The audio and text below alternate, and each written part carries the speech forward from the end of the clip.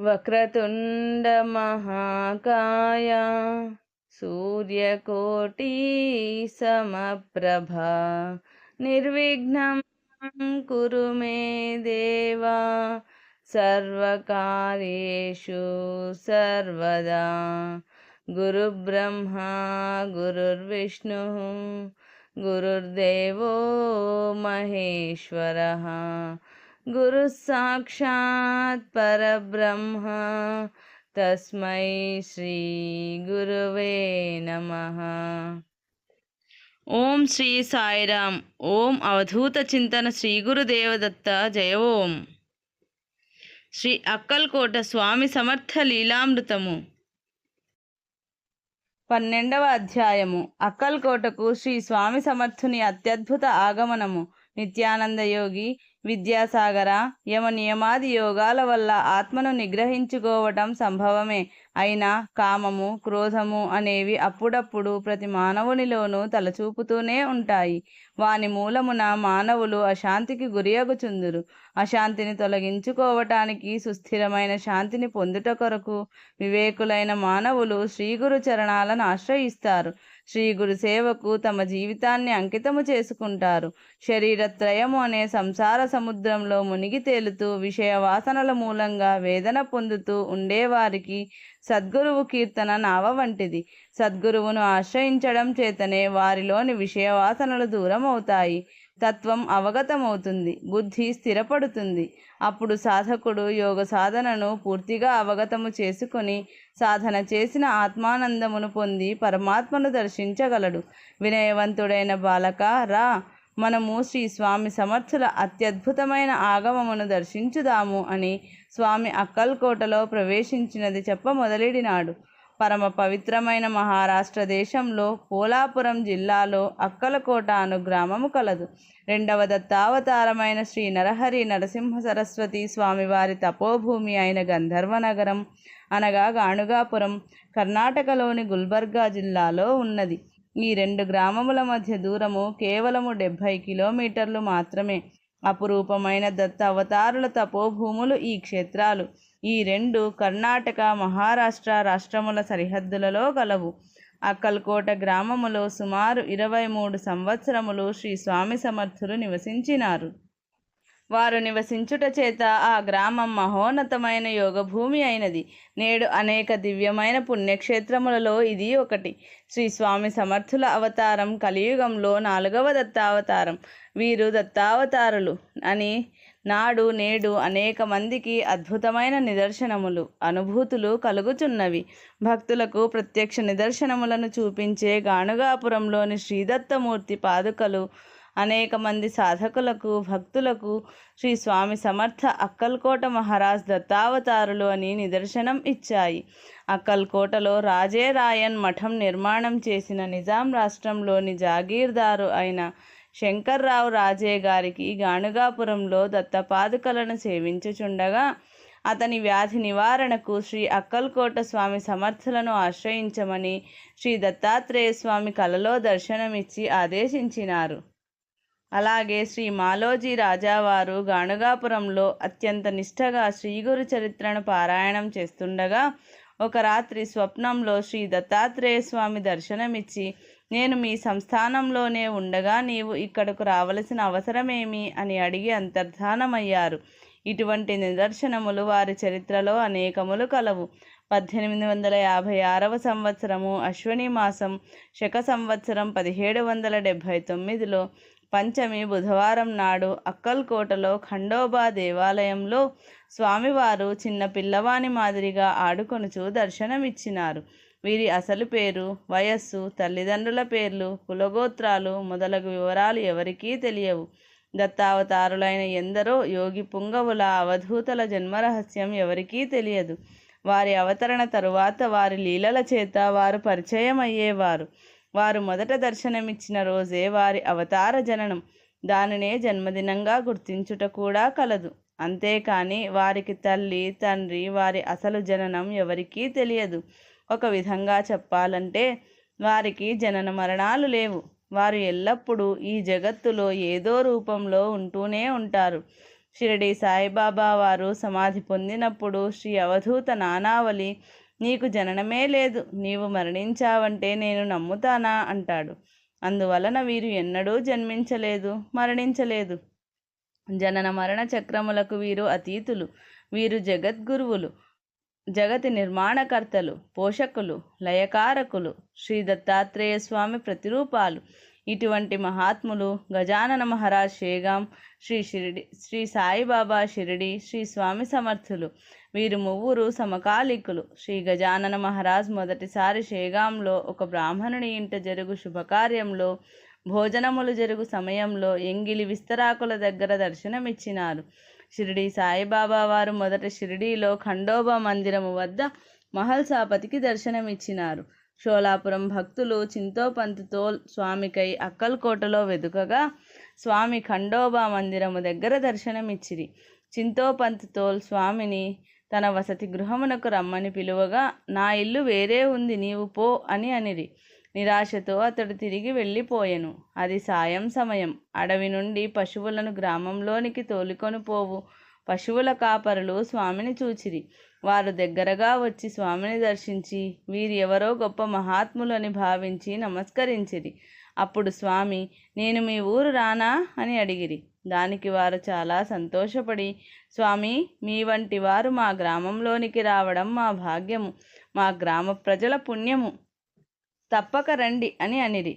అందు ఒకడు, స్వామి రండి, మా ఇంట ఈ రాత్రికి భిక్షను స్వీకరించండి, మేము బీదవారము, మీకు కేవలం జొన్న రొట్టె కూర పెట్టగలము, దానిని స్వీకరించి దీవించండి అని కోరగా స్వామి వాని వెంట వెళ్ళి వారి ఇంటివారు పెట్టిన రొట్టెలను తిని వారి ఇంటి అరుగుపైనే నిద్రపోయిరి.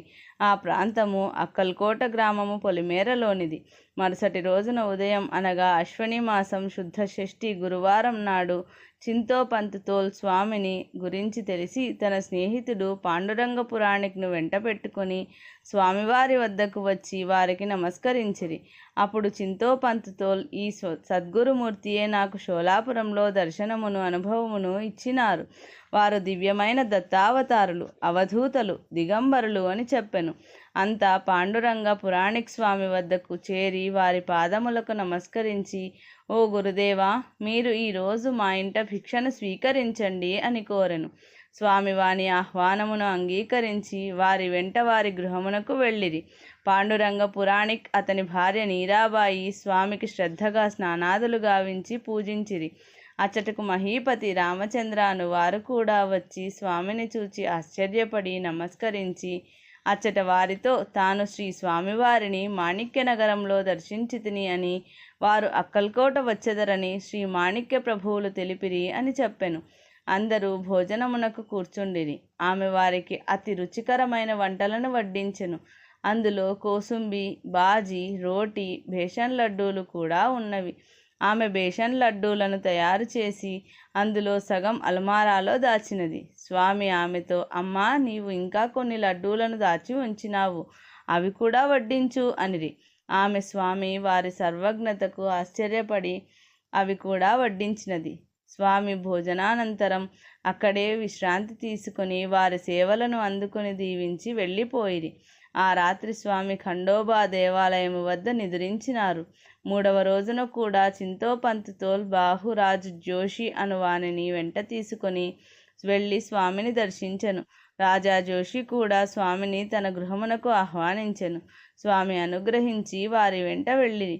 అక్కడ కూడా స్వామివారికి మంగళ స్నానములు చేయించి షోడశ విధానములతో పూజించి చక్కటి విందు భోజనము ఇచ్చినారు. అక్కడి నుంచి స్వామివారు రాజకుటుంబీకుల గణేశ మందిరము వద్దకు వెళ్ళి అక్కడ విశ్రాంతి తీసుకొనుచుండెను. చింతోపంత్ తోల్, బాహురాజు జోషీలు ఈ మహాత్ముని గురించి ఆ రాజ్యము పరిపాలించు రాజునకు తెలిపిరి. ఆ రాజు మాలోజీ భోన్స్లే, అతని తమ్ముడు దాజీ భోన్స్లే ఇరువురును వచ్చి శ్రీ స్వామిని దర్శించి వారికి పుష్పమాలను వేసి ఫలములనొసంగి పాదాభివందనం చేసిరి. స్వామి వాని తమ్ముని వలె తన మెడలోని పూలమాలను తీసి అలంకరించిరి.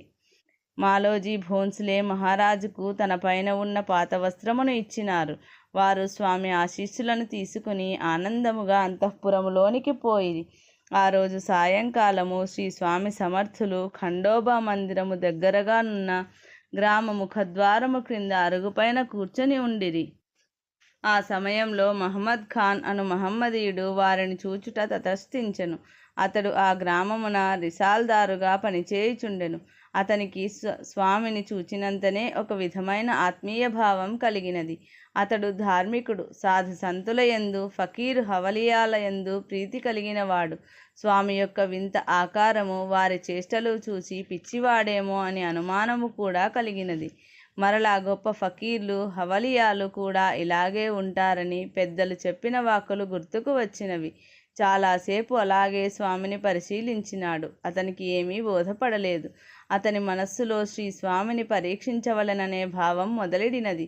దీనికి అతను ఖాళీ చిలుమును స్వామికి చూపుతూ, చిలుము తాగుతారా అని అడిగినాడు. స్వామి వాని వైపు తీక్షణంగా చూసి, వారు మాట్లాడకుండా చిలుము తీసుకొని దానిలో గంజాయి లేకుండానే వెలిగించి పొగ పీల్చడం ప్రారంభించినారు. స్వామీజీ నోటి నుండి దట్టంగా పొగ రావడం చూసి స్వామి సిద్ధపురుషుడని గ్రహించినాడు. స్వామి పైన భక్తి కలిగినది. వారికి అన్న పానీయాలకు లోటు లేకుండా ఏర్పాటు చేయాలి అని సంకల్పం కలిగినది. వారికి నమస్కరించెను. అతని వెంట అద్దకము పనులు చేయు రామచంద్ర రంగారి అనువాడు కూడా ఉండెను. అతడు కూడా ఈ అద్భుతమైన లీలను చూచి ఆశ్చర్యం, ఆనందం కలిగి స్వామి పాదములకు నమస్కరించి, స్వామిని, మహాత్మా, ఈ ఊరిలో మీకెవరైనా బంధువులు ఉన్నారా అని అడిగాను. దానికి స్వామి పకపకా నవ్వుచూ, ఉన్నారు అని మౌనమును వహించిరి. కొంతసేపు వారిరువురు స్వామి వద్దనే ఉండి, వారి నుంచి ఇంకా ఏమీ సమాధానము రానందున గ్రామములోనికి వెళ్ళిరి. ఖాన్ అందరినీ విచారించి భక్తుడు, నియమవంతుడు, బీదవాడు అయిన చోళప్ప అనే బ్రాహ్మణుని చేరి తాము చూసిన మహాత్ముని విషయమంతా చెప్పి, వారికి బస, భోజనము ఏర్పాటు చేయుమని, దానికగు ఖర్చు తానే ఇచ్చెదనని మహమ్మద్ అలీ ఖాన్ చెప్పెను. దానికి చోళప్ప అంగీకరించెను. ఖాన్ చోళప్పను తీసుకొని స్వామి ఉన్న ప్రదేశమునకు వెళ్ళిరి. చోళప్ప స్వామిని చూచినంతనే ఆనందపరవశుడై భక్తితో వారికి పాదాభివందనం చేసెను. చోళప్పను చూచినంతనే స్వామి, ఏమోయ్ చోళా, నన్ను గుర్తుపట్టినావా? మనది జన్మజన్మల బంధం. పోయిన జన్మలో నీవు రామచంద్ర షరాబ్ నా భక్తుడివిగా ఉండి నన్ను సేవించినావు అని వాని శిరమున తన చేయి ఉంచిరి. స్వామి చెయ్యి తగలగనే వానికి పూర్వస్మృతి కలిగినది. వాడు స్వామిని గుర్తించి పారవశ్యంతో మందహాసం చేసినాడు. వెంటనే స్వామి తన చెయ్యిని తొలగించిరి. స్వామి చెయ్యి తొలగించగానే వాడు మామూలు స్థితికి చేరినాడు. వానికి తాను ఏమి చేసినది గుర్తుకు రాలేదు. మహమ్మద్ అలీ ఖాన్ ఇదంతా ఆశ్చర్యంగా చూస్తున్నాడు. అతనికి ఏమీ అర్థం కాలేదు. చోళప్ప, అలీ ఖాన్ ఇరువురును స్వామిని ప్రార్థించి వారింటికి తీసుకొచ్చినారు. చోళప్ప స్వామిని గృహములోనికి ఆహ్వానించి వారి పాదములను కడిగి హారతి ఇచ్చి లోనికి తీసుకొని వెళ్ళి ఉచితమైన ఆసనంపై కూర్చుండబెట్టి అర్ఘ్యపాద్యములతో షోడశ విధములా పూజించి ధూపదీపములను సమర్పించి మంగళహారతి చేసి వారి పాదముల చెంత కూర్చుండి వారి పాదముల నొత్తుతూ, స్వామి, మహాత్ములైన మీ దర్శనము వలన నా జన్మ ధన్యమైనది. మీ పాదస్పర్శ వలన నా గృహము పావనమైనది. ఏ గృహస్థుల ఇళ్లలో మహాత్ములు పూజింపబడతారో, ఏ గృహస్థుని ఆతిథ్యాన్ని పొంది మహాత్ములు ప్రసన్నులవుతారో ఆ గృహస్థుడు దరిద్రుడైనా కూడా ధన్యుడే అవుతాడు అని కదా శాస్త్ర ప్రబోధం. మరియు ఏ గృహమేది ఇంట్లో మహాత్ములు అడుగు పెట్టరో ఆ గృహమేది ఇల్లు సర్వసంపత్ సమృద్ధమై కూడా ఉరగ సంతానానికి ఆకరమైన వృక్షం మాదిరి ఉంటుంది అని కూడా ప్రబోధించును గదా. ఇంద్రియార్థాలనే పురుషార్థాలుగా భావించి వ్యసనార్ణవమైన సంసారములో పడి తన్నుకులాడే మాకు మీ ఓటి పవిత్రమూర్తుల సేవయే తరుణోపాయము. భక్తులను అనుగ్రహించే నిమిత్తం ఈశ్వరుడే అప్పుడప్పుడు మీ వంటి సిద్ధుల రూపంలో దర్శనీయుడవుతూ ఉంటాడు అని కదా వేదవాక్యం. మీరు ఆత్మారాములు, ఎప్పుడూ కుశలురే. సుఖ దుఃఖాలనేవి మా బోటి సంసారులకే కానీ మీకు కావు. మీరు నిత్యానందులు, నిత్య సత్య స్వరూపులు, సద్గురువులు. నేను చేసుకున్న అనేక జన్మల పుణ్యఫలము చేత మీకు సేవ చేసుకునే భాగ్యం కలిగినది.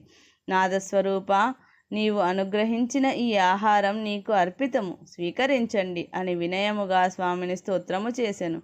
ఆ తరువాత భోజనము వడ్డించగా శ్రీ స్వామి దానిని స్వీకరించక ఆలీని పిలిచి ఆ కంచాన్ని ముట్టుకొని ఆహారమును భగవంతునికి అర్పించమనెను.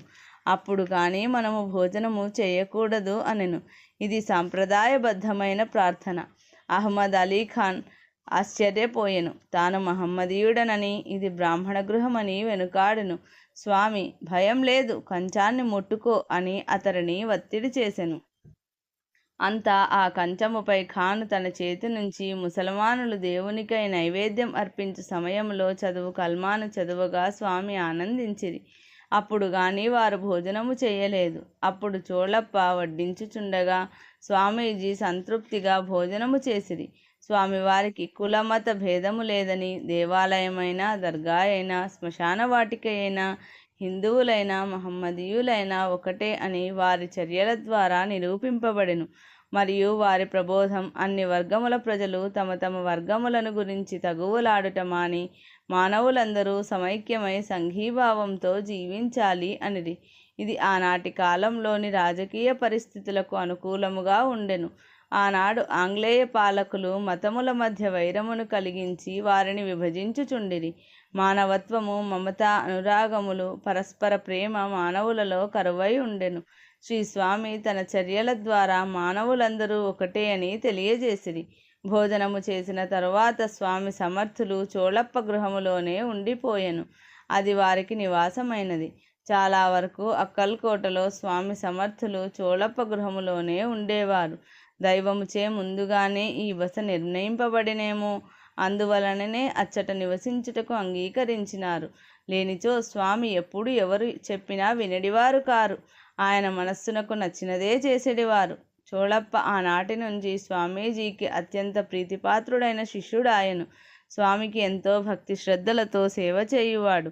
క్రమక్రమంగా శ్రీ స్వామిని గురించి చుట్టుప్రక్కల గ్రామములకు తెలిసింది. వారి లీలలతో ఆ గ్రామము పుణ్యక్షేత్రముగా మారినది. ఎక్కడెక్కడ నుండియో భక్తులు అక్కడకు రావడం మొదలెడినారు. చోళప్ప మరికొందరు భక్తులు శ్రీ స్వామిని దత్తావతారునిగా గుర్తించి గురువులకు, సద్గురువులకు చేయు విధముగా వారికి పూజలు చేయసాగిరి. ఉదయం 4 గంటలకు ప్రభాత సేవ కాగడ హారతితో మొదలు అయ్యేది. వారికిష్టమైన పెరుగన్నము, నిమ్మకాయ, బేసిన్ లడ్డూలను నైవేద్యముగా సమర్పించేవారు. జనం అనేక గ్రామముల వారు ఉదయం నుండి సాయంత్రం వరకు ఎడతెరిపి లేకుండా వచ్చేవారు. ప్రతి గురువారము స్వామివారికి విశేషమైన సుగంధ ద్రవ్యములతో మంగళాభిషేకము జరిగేది. స్వామిని రుద్రాంశ స్వరూపునిగా గుర్తించి కొందరు బ్రాహ్మణులు రుద్రంతో అభిషేకం చేసేవారు. ఆరు బయట ఒక పెద్ద చెక్క బల్లను వేసి శ్రీ స్వామివారిని అక్కడ కూర్చుండబెట్టి స్నానం చేయించేవారు. చక్కగా నలుగు పెట్టి నూనెలతో మర్దన చేసేవారు. దివ్యమైన ఆ అద్భుత శరీరము వీరి సేవలతో మరింత ప్రకాశించేది. చిరునవ్వుతో స్వామివారు సేవను స్వీకరించేవారు.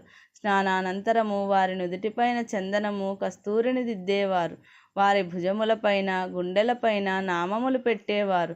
రుద్రాక్షమాల, స్ఫటికమాలలను వారి మెడలలో అలంకరించేవారు.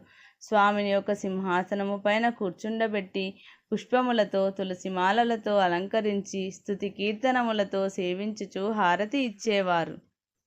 స్వామివారు ఎల్లవేళలా తమలో తాము మాట్లాడుకుంటూ ఉండేవారు. దర్శనార్థమై వచ్చిన భక్తజనులను దీవించి వారికి కలకండ లేక ఖర్జూర పండ్లు, మిఠాయిలను ప్రసాదముగా ఇస్తూ ఉండేవారు. పేదవారికి కడుపు నిండా భోజనమే కాక వారి అవసరాలకు తగినట్లుగా కానుకలు కూడా ఇస్తుండేవారు.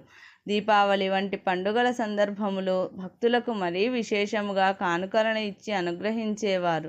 ముస్లిం పండుగలైన మొహరం, ఈద్, రంజాన్ సందర్భాలలో తన దర్శనార్థం వచ్చిన ఫకీరులు, హవలియాలను తగు రీతిగా సత్కరించేవారు. అక్కల్కోటకు శ్రీ స్వామి సమర్థులను దర్శించటానికి అన్ని మతాల వారు వచ్చేవారు. శ్రీ స్వామి సమర్థులకు తమ వేషధారణ పైన, తాము భుజించే ఆహారము పైన ఏమాత్రమూ ఆసక్తి ఉండేది కాదు. తమకు నచ్చితేనే భక్తులు ఇచ్చిన వస్త్రములైనా నైవేద్యములైనా స్వీకరించేవారు. శ్రీ స్వామివారు భక్తులు ఏ భాషలో మాట్లాడినా తేలికగా అర్థం చేసుకునేవారు. వారికి అవసరమైన సలహాలను కూడా ఇచ్చేవారు. భక్తుల మనస్సులలోని ఆలోచనలను కూడా గుర్తించి తగు విధముగా అనుగ్రహించేవారు. వారు అందరి హృదయములలోనూ మనస్సులలోనూ ఉన్న ప్రజ్ఞ తామేనని రుజువు చేసేటివారు. ప్రజ్ఞానం బ్రహ్మ అని కదా మహావాక్యముల ప్రబోధం. స్వామి సమర్థులను దర్శించే భక్తులలో అనేక విధములైన వారు, అనేక సంప్రదాయకులు ఉండేవారు. భగవద్గీతలో శ్రీకృష్ణ భగవానుడు చతుర్విధ భజంతే మాం జనాః సుకృతినో అర్జున ఆర్తో జిజ్ఞాసురర్థార్థి జ్ఞానీ చ భరతర్షభ. భగవద్గీత 7వ అధ్యాయం 16వ శ్లోకం. ఆపదలో ఉన్నవాడు, సంపద కోరువాడు, జ్ఞానమును వాంఛించువాడు, పరమాత్మ జ్ఞానమును అన్వేషించువాడు, ఈ 4 విధములైన భక్తులు నన్ను ఆశ్రయించెదరు అర్జున అని భగవానుడు వచించిన రీతిని స్వామి సమర్థులను భక్తులు దర్శించుచుండేవారు. వీరిలో అనేకులు క్రమక్రమముగా మార్పు చెంది శ్రీ స్వామి సమర్థులకు పరమ భక్తితో అంకితము అయ్యేవారు. అలా వచ్చిన వారిలో స్వామిని ఇంతకు మునుపు చూచి వారిని సేవించిన వారు వారి వారి గ్రామములలో స్వామివారు చేసిన లీలలను పరస్పరం చెప్పుకునేవారు. శ్రీ స్వామివారు అక్కల్కోట రాకమునుపు అనేక ప్రాంతములలో తిరిగినట్లు, వారు అనేక దివ్య లీలలను ప్రదర్శించినట్లు, అనేక మందికి అనేక విధముల అనుగ్రహం చూపినట్లు వారి మాటలను బట్టి అచ్చటి భక్తులకు తెలిసినది. దీనితో స్వామి సాక్షాత్తు దత్తస్వరూపులు అని ప్రజలు భక్తులు విశ్వసించి పూజింపసాగిరి అని నిత్యానందులు తెలుపగా, విద్యాసాగరుడు గురుదేవా, శ్రీ స్వామి సమర్థులు ఎచ్చట నుండి వచ్చినారు, వారు ఎన్నో గ్రామములను సందర్శించినారని తెలిపితిరి గదా, ఎచ్చటెచ్చట తిరిగినారు, వారి పవిత్ర పాదస్పర్శతో పునీతమైన భూములు ఏవి, వారు ప్రదర్శించిన లీలలు ఏమిటి, ఎచ్చట నుండి వారు అక్కల్కోట చేరినారు మొదలగు విషయములను వివరముగా తెలిపి నన్ను అనుగ్రహించవలెనని ప్రార్థించెను. దానికి నిత్యానందుడు, వత్స, శ్రీ స్వామి సమర్థులు ప్రారంభము నుండి అక్కల్కోట చేరిన వరకు గల కథలను తెలిపెదను వినుము అని శ్రీ స్వామిని ప్రార్థించి మొదలెడెను. జై దిగంబర దిగంబర శ్రీ స్వామి సమర్థ దిగంబర. ఇది విద్యాసాగర శ్రీ నిత్యానందయోగి సంవాద రూపమున శ్రీ దత్తాత్రేయ సంప్రదాయ శిష్య పరంపరలోని శ్రీ శ్రీ శ్రీ స్వామి విఠలానంద సరస్వతీ మహారాజ్ విరచిత శ్రీ అక్కల్కోట స్వామి సమర్థ లీలామృతము 12వ అధ్యాయము సంపూర్ణం.